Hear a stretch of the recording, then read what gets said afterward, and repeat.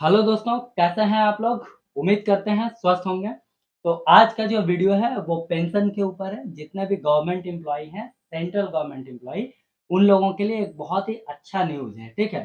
क्या है वो हम यहाँ पे बताने वाले हैं आप लोगों को, तो वीडियो को स्किप नहीं करिएगा, पूरा का पूरा वीडियो देखिएगा ताकि आपको पूरी की पूरी और सही जानकारी मिल सके। यहाँ पे आप लोगों को पता होगा कि पहले ओपीएस था यानी ओल्ड पेंशन स्कीम, उसको हटा कर के एनपीएस आया यानी न्यू पेंशन पेंशन स्कीम। उसके बाद से सारे एम्प्लॉयी धरना प्रदर्शन में लगे हुए थे कि भाई एनपीएस को हटाओ, वापस ओपीएस लगाओ। तो फाइनली आज एनपीएस हट चुका है, लेकिन ओपीएस लागू नहीं हुआ। यानी कि एनपीएस हटने के बाद एक नया पेंशन स्कीम लागू हुआ है जिसको हम लोग बोलते हैं यूपीएस, यूनिफाइड पेंशन स्कीम। तो यहाँ पे यूपीएस क्या है यानी यूनिफाइड पेंशन स्कीम क्या है उसके बारे में हम पूरा अच्छे से जानेंगे और वो भी एकदम आसान भाषा में, ठीक है? आप लोग यकीन मानिए, देखने के बाद आप लोगों के पास यूपीएस से रिलेटेड किसी तरीके का कोई भी डाउट नहीं होगा, ठीक है? तो आइए स्टार्ट करते हैं। सन 2003 की बात है, ठीक है? जब यहाँ पे यानी भारत में अटल बिहारी वाजपेयी की सरकार हुआ करती थी, तो उस समय उन्होंने ओपीएस को हटा दिए और एनपीएस को लागू कर दिए, ठीक है? यानी कि ओपीएस से एनपीएस हो गया, ठीक है? अब उस समय तो कोई धरना विरोध प्रदर्शन नहीं हो रहा था क्योंकि उस समय लोगों को उतना अच्छे से समझ में नहीं आया। आपका इंटरनेट का ज़माना नहीं था, ठीक है ना? तो उतना ज़्यादा किसी को फ़र्क नहीं पड़ा। लेकिन जब रिटायरमेंट का टाइम आया मतलब 2004 के बाद से, कहने का मतलब जब इंटरनेट आया मतलब 13-14 के बाद से, उस समय से एनपीएस को हटाने के लिए काफ़ी विरोध होने लगा, ठीक है? यहाँ तक कि लोग दिल्ली में जंतर-मंतर पे भी धरना दिए थे, लास्ट ईयर का ही बात है।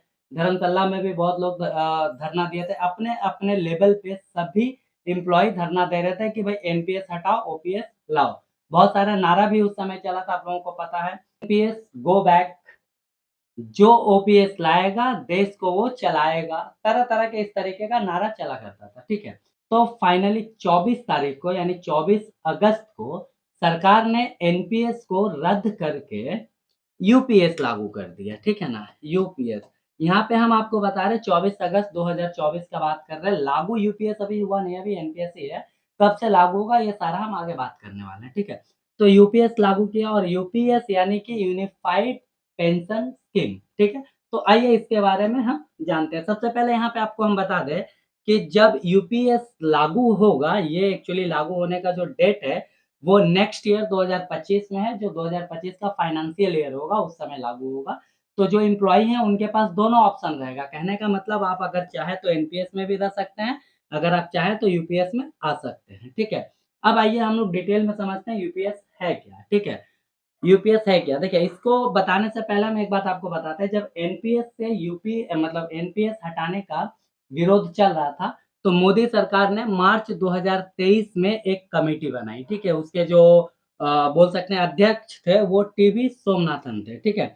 तो ये अपनी टीम को लेकर के बहुत सारे कंपनियों के साथ जो पेंशन देते थे, बहुत सारे गवर्नमेंट एम्प्लॉयी के साथ बैठ कर के बातचीत किए कि भाई एनपीएस से क्या लाभ हो रहा है, क्या नुकसान हो रहा है, ओपीएस लाएँ तो क्या होगा, समझ रहे हैं ना? तो इस तरीके से मीटिंग हुआ और फाइनली इसका रिपोर्ट आया यूपीएस के रूप में, ठीक है?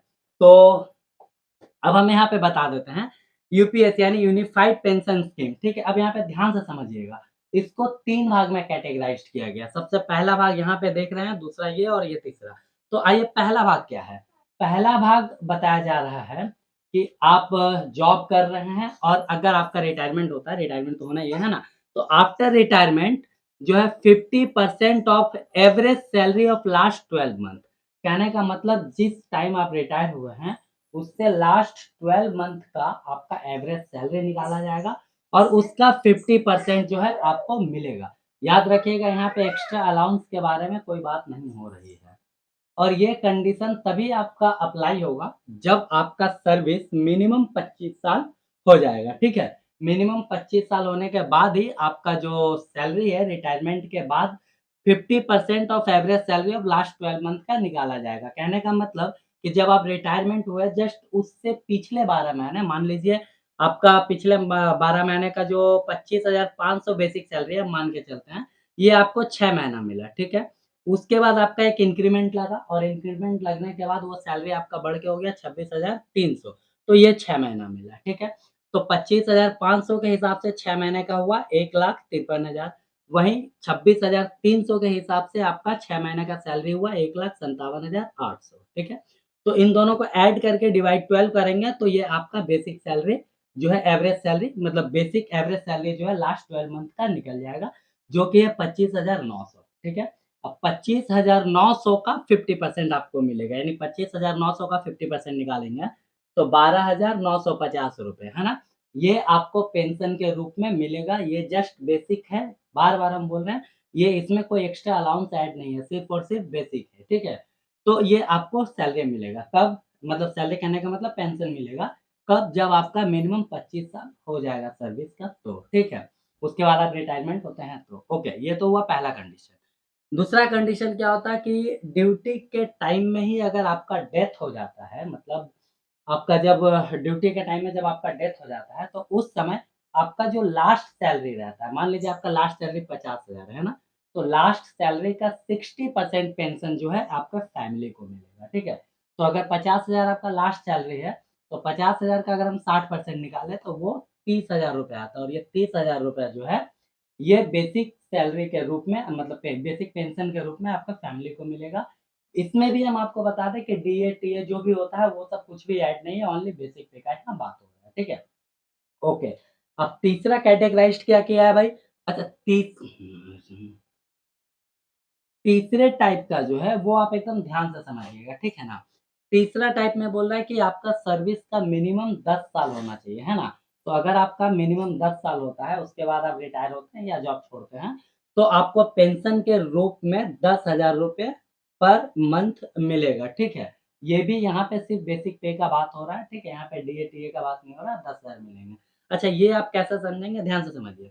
देखिए इसको समझाने के लिए हम एक छोटा-सा एग्ज़ाम्पल आपको लेते हैं। जो लोग भी अभी एट प्रेज़ेंट कार्यरत हैं, उन लोगों को पता होगा कि एचआरए जो है वो 30% मिलता है एक्स कैटेगरी वाले सिटी में, ठीक है? अच्छा अब 30% तो मिलता ही है लेकिन उसमें भी मिनिमम उसमें कैटेगराइज़्ड किया गया है कि मिनिमम ₹5400 मिलेगा, 5400 से कम नहीं मिलेगा, है ना? उससे ज़्यादा होगा। सेम उसी तरीके से यहाँ पे क्या है कि अगर आपका सर्विस का 10 साल होता है, तो आफ्टर रिटायरमेंट या फिर 10 साल के बाद अगर आप जॉब छोड़ते हैं, तो आपको 10,000 रुपए मिलेगा एज़ ए बेसिक पे, ठीक है? उसके बाद डीए वगैरह जो मिलेगा वो अलग है, ठीक है?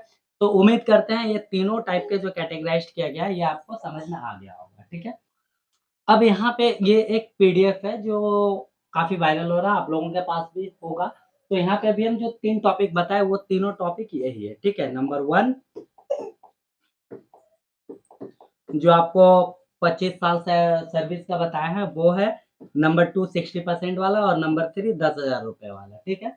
ओके, इसके बाद 2 टॉपिक और है 4 नंबर और 5 नंबर। तो देखिए 4 नंबर में तो कोई झमेला नहीं है, इसमें बोल रहा है कि जैसे डीए बढ़ता है या किसी तरीके का कोई डिडक्शन होता है वो एज़ इट इज़ सब में होगा, ठीक है?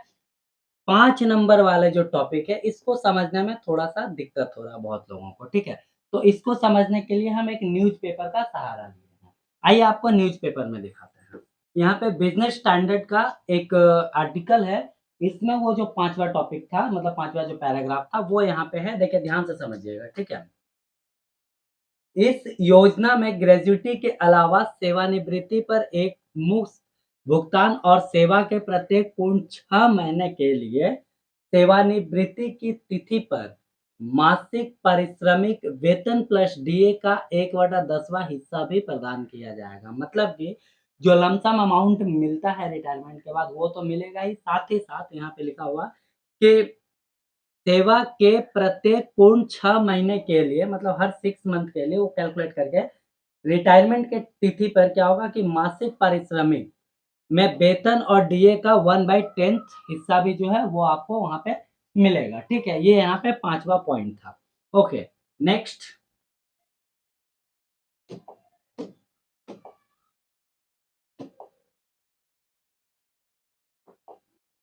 अब यहाँ पे हम बताएँ कि नेक्स्ट जो फाइनेंशियल ईयर है, आप लोगों को पता होगा जो फाइनेंशियल ईयर होता है, वो 1 अप्रैल से जो है 31 मार्च तक होता है, ठीक है?